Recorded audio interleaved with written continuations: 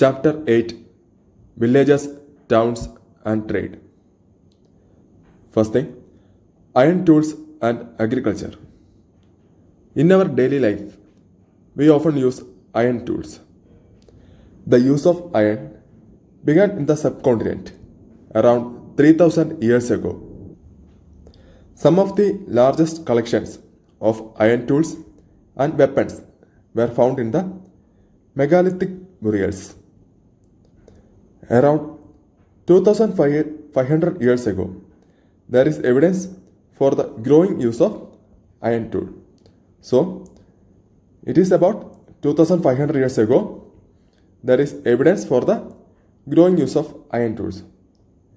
Can you say what are the uses of iron? The iron is used in agriculture, thus iron plowshare. So, with iron plowshare, the agriculture production increases. So, it uses in agriculture and it used for clearing forest. We know the middle Gangetic plains, they are thick forest. So, the iron tools are used for clearing forest. Now we'll study about irrigation. We know to increase the agriculture production, irrigation is used. Irrigation works that were built during this time included canals, wells, tanks, and artificial lakes. Let's study some stages in the construction of irrigation work. We know the kings need money for armies, palaces, forts, etc. So they need money. These kings are supported by the flourishing villages. The villages, they provide food and other things to these kings and therefore their armies. So the agriculture production must increase. So let's study about some different stages in the construction of irrigation works. First thing, the kings need money for armies, palaces and forts. To build like these forts, the king need money. So what they do? They demand taxes from farmers. So the farmers have to increase production to pay these taxes. The king need money, so they increase taxes. So in order to pay the taxes, the farmers have to increase the production. So how this is possible? The agriculture production can be increased with irrigation. So you see, like these irrigation canals, by this irrigation, the agricultural production can be increased. So the king provide money and plan irrigation works. And the labor is provided by the people. So by doing irrigation works, by building canals, the agriculture production is increased. So the revenue also increase. So the king can demand more taxes. So he can build palaces, fort, etc. The farmers also benefit because crop production is more certain. Now we study about people in the village. There is at least 3 different kinds of people living in most villages in southern and northern part of the subcontinent. There are 3 different divisions or 3 different kinds of people. So first we study about the southern region. In the southern region, the 3 different groups are Vellalar, Uzavar and Kadasiyar and Adimai. So who is Vellalar? The large landowners, they are called Vellalar. And the second one is the ordinary plowmen, they are called Uzavar. And the third one is landless laborers, slaves, etc. So they are called Kadasiyar and Adimai. It is the in southern region. When we come to the northern region, there will be like this, like we see about in southern region, there is also a three division in the northern region. First thing, the village headman. They are called Grama Bojaka. The village headman is called Grama Bojaka. Usually, the largest landowners in the region, they are called the Gram Bojaka or the village headman. And the functions of Grama Bojaka are, he can be judge or policeman. He do works of judge and the policeman. He is so big. That is why the king used him to collect taxes from the villages. So, the king used Grama Bojaka to collect taxes from the villages. The second one is smaller landowners or independent farmers. They are called Grihapadis. The smaller landowners and independent farmers are called Grihapadis. And the third one, landless laborers, they are called Dasa Karmagara. So, these are the three divisions. In the northern region, the village headman is called Grama Bojaka, and the second one, the smaller landowners and independent farmers, they are called Grihapadis, and third, the landless laborers, and that they are called Dasa Karmagara. There are also craft person in these villages like blacksmith, potters, carpenter, weavers, etc. Now we study about the coins. Can you see in the picture some of coins? So, the earliest coins which were used is about 500 years were punch marked coin. So, these are the example of punch marked coins. You can see in the picture, these are punch marked coins. Why they are called punch marked coins? Because these coins were not inscribed but were stamped with symbols using dice or punches. That is why they are called punch marked coins. So let's study about punch marked coins. They are generally rectangular or sometimes square or round in shape. So what are the shapes? Sometimes it will be round or can be square or rectangular. These are the shapes generally used for punch marked coins.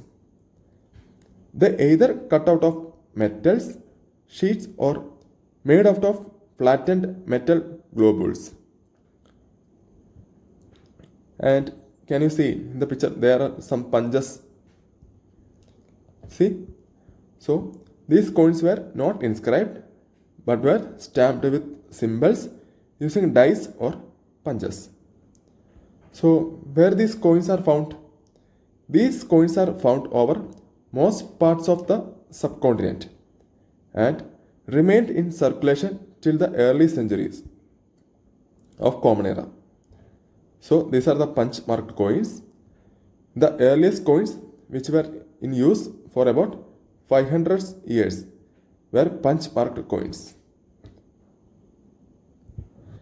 Cities with many functions.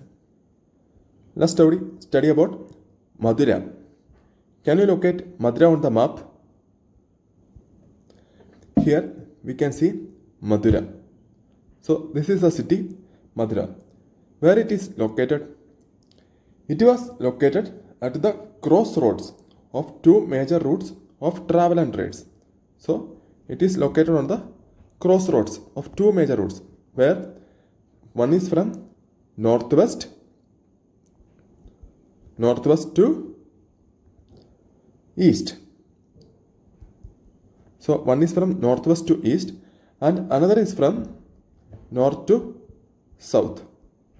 So the Madurai is located at the crossroads of two major routes of travel and trade. One is from northwest to east and other is from north to south. So it has been an important settlement for more than 2500 years. The city Madura. Around 2000 years ago, Madura became the second capital of Kushanas. So around 2000 years ago, the Madura became the second capital of Kushanas. And the religious centers in Madura, there are Buddhist monasteries, Jaina shrines, and important center for the worship of Krishna. Madura is an important center for the worship of Krishna. And also, it is an important city. So, there were fortification around the city and several shrines. And the inscription found in the Madura they are found on such as stone slabs and statues. They are short inscriptions. Nothing long. There are short inscription and found in stone slabs and in statues. And the inscription, it contains recording gifts made by kings and queens, officers, merchants and craft persons who lived in the city to monasteries and shrines. So this inscription contains the recordings of the gifts made by kings, officers, merchants, etc. And it also mentioned about goldsmiths, blacksmiths, weavers, basket makers, garland makers, perfumers, etc. So these information can be get from inscriptions which are found in Madura. Now we study about crafts and craft persons. First, let's study about crafts. We study about northern black polished ware, or we call NBPW. So the NBPW is a hard wheel-made metallic looking ware with a shiny black surface. So these are the pictures of NBPW. So these are hard wheel-made metallic looking ware with a shiny black surface. The potter used to expose the earthenware to very high temperature in his kiln, which resulted in the blackening of its outer surface. How its black color came? The potter used to expose the earthenware to very high temperature. So as a result, the blackening of its outer surface. A fine black slip was also applied on this, which gave the pottery a mirror-like shine. So after that, a fine black slip was also applied on this, which gave the pottery a mirror-like shine. It gets its name from the fact that it is generally found in the northern part of the subcontinent. That is why we called northern black polished ware, because it is generally found in the northern part of the subcontinent. Other than from the northern black polished ware, there are archaeological evidence for many crafts that may not have survived. For example, cloth. Because from the text, we know that the manufacture of cloth are important. And there were famous centers such as Varanasi in north and Madurai in south that is important for cloth manufacturing. And these things they may not have survived. That is why we cannot find archaeological evidence of these things. Now we study about craft persons. So there are associations of craft persons and merchants. They are called Shrenis. So Shrenis is called, it is the association of craftspersons and merchants. So, the function of Shrenis. For craftspersons, the association of craftsperson, we call it Shrenis. So, the function of Shrenis are, it provided training. So, it provided training for the craftspersons. And it is used for procuring raw materials and also the distribution of finished products. So this association, what we call Shrenis, they are used to provide training, procuring raw materials and distribution of finished products. These are the function of Shrenis. And like this, similarly, there is a function of Shrenis for merchants. These Shrenis, they organized the trade. So, the finished products, the trade was organized by the Shrenis of merchant. The Shrenis also served as banks. A part of the interest was returned or used to support religious institutions such as monasteries. The Shreni also served as banks. In here, the rich men and women, they deposit their money, and the interest was returned or used to support religious institutions. Now we study about Arigamid. Between 2200 and 1900 years ago, Arigamid was a coastal settlement where ships unloaded goods from the distant land. So it is a coastal settlement. You can see the Arigamid here. It is a coastal settlement in the southern region. In the southern part of the subcontinent, it is a coastal region. And we found a massive brick structure which may function as a warehouse in this Arigamid. So these structures, they indicate the trade that the Arigamid conducted. So also small tanks have been found that were probably dyeing vats used to dye cloth. The other findings in there is, one is pottery. The locally made pottery is using Roman designs. We found Roman designs in some of the locally made pottery. We found the pottery from the Mediterranean region. One is Aratin ware, which is a stamped red glazed pottery. And another is amphorae, which is a tall double-handled jars that contain liquid such as wine or oil. We also find beads, some semi-precious stones and glasses. So beads are made from semi-precious stones and glasses. Trade and traders. South India was famous for gold, spices, especially pepper and precious stones. South India was famous for gold, spices, which is especially pepper and precious stones. The pepper is called black gold in the Roman Empire. It has so much value. That is why it is called black gold. So there are trade flourishing between Rome and South India. So the traders, the traders conducted trade, and we got so much Roman gold coins in South India. So these foundings of Roman gold coins in South India, which indicates that there's a lot of trade is happened between the South India and Roman Empire. So how the traders traveled? They explored several sea routes.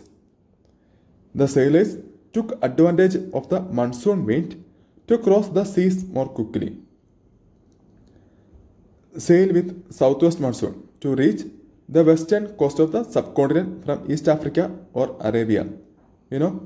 From the East Africa or from the Arabia to reach the western coast.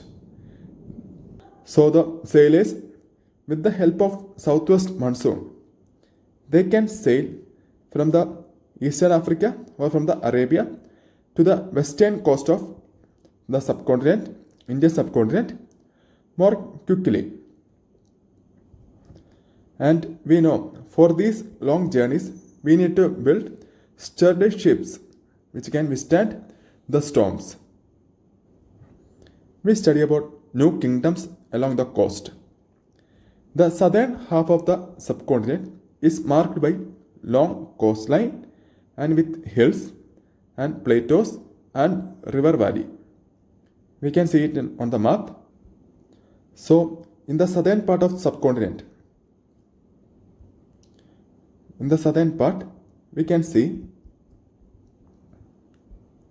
a long coastline. See, there is a long coastline in the southern part, and there are the Western Ghats. We know the Western Ghats. So it contains hills and plateaus and also river valleys. These are the features in the southern part of the subcontinent. Among the river valleys, the Kaveri, it is most fertile. So the three chiefs which contain this area are Chola, Pandya and Chera. These are the three chiefs. They are called Movendar. So the Movendar is the three chiefs used for the heads of the three ruling families, the Cholas, Cheras and Pandyas. They became powerful in the South India around 2300 years ago. We know the Kaveri River Valley, it is the most fertile among the south. Chief and the kings who control the river valleys and the coasts become rich and powerful. And each of the three chiefs had two centers of power. One is inland and other is coast. So these three chiefs had two centers of power. Each have two centers of power. One in inland and other in coast. And the important two cities are, one is Puhar or Kaveri Pattanam, which is a port of Cholas. Kaveri Pattanam is a port of Cholas, and other is Madurai. It is the capital of the Pandyas. So here we can see Puhar. It is an important city in the Chola, and it is also called Kaveri Pattanam. And other is Madurai. It is the capital of Pandya. Can you say how the chief get rich? The chief did not collect regular taxes. They did not collect regular taxes. Instead, they demanded and received gifts from the people. They received gifts from the people. They do not collect regular taxes.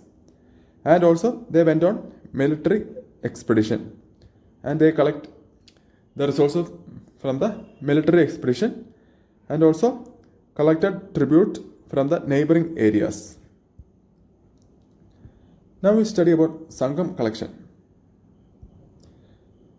In the Sangam literature, some of the earliest works in Tamil is known as Sangam literature. They were composed around 2300 years ago. These texts were called Sangam because they were supposed to have been composed and compiled in assemblies. This assembly is known as Sangams. So these texts were composed and compiled in assemblies. That is why they are called Sangam literature. So this composed and compiled in assemblies of poets that were held in the city of Madurai. So in Sangam collection, many poets composed poems in praise of chiefs who often rewarded them with precious stones, gold, horses, elephant, chariot, and fine cloth. Next, we study about Satvahana. Satvahana rulers were known as Lord of the Dakshinapada because they are it is called the route leading to the south. So this is the Satvahana kingdom. So it is located at the point where if one need to go to the south, it should be passed through the Satvahana kingdom. So that is why the Satvahana rulers were known as Lords of Dakshinapada. It is the route leading to the south. Satvahanas become powerful in western India. The most important ruler of the Satavahanas was Gautamiputra Sri Satakarni. We know about him from an inscription composed on behalf of his mother, Gautami Balasri. That is about Satavahana. So, Silk Route and the Kushanas. The Silk Route, it was important because they benefit from taxes, tributes and gifts that were brought by traders traveling along the route. So the kings, they benefit from the taxes. In return, the king protected the traders who passed through their kingdoms from attacks by robbers. The best known of the rulers who controlled Silk Route were Kushanas, who ruled over Central Asia and Northwest India around 2000 years ago. Their two major centers of power were Peshwa and Madura. Taxila was also included in their kingdom. During their rule, a branch of Silk Route extended from Central Asia down to the seaport at the mouth of river Indus, from where silk was shipped westward to the Roman Empire. So that is about Silk Route. Now let's recall the word used for large landowners in Tamil. It is Vellalar. We study about it. The Grama Bojaka often got his land cultivated by the landless laborers. They are called Dasa Karmagara. Dasa Karmagara. The plowmen were known as Ujavar. They are known as Ujavar in Tamil. The most Grihapadis, they are small landowners or independent farmers. They are small landowners. Describe the functions of Grama Bojaka. Why do you think he was powerful? Because we know they work as judge, also as policemen, and also the king used them to collect taxes. So these are the major functions of Grama Bojaka. Choose the correct answer. Punch marked coins were made of, it is made of mostly silver. Madura was an important religious center. We study about Buddhist monasteries and Jaina shrines, and also a main center for the worshipping of Lord Krishna. So Madura was an important religious center. Shrenis were associations of craftspersons. So that's about this chapter. If you found this video is useful, share with your friends and also subscribe to the channel.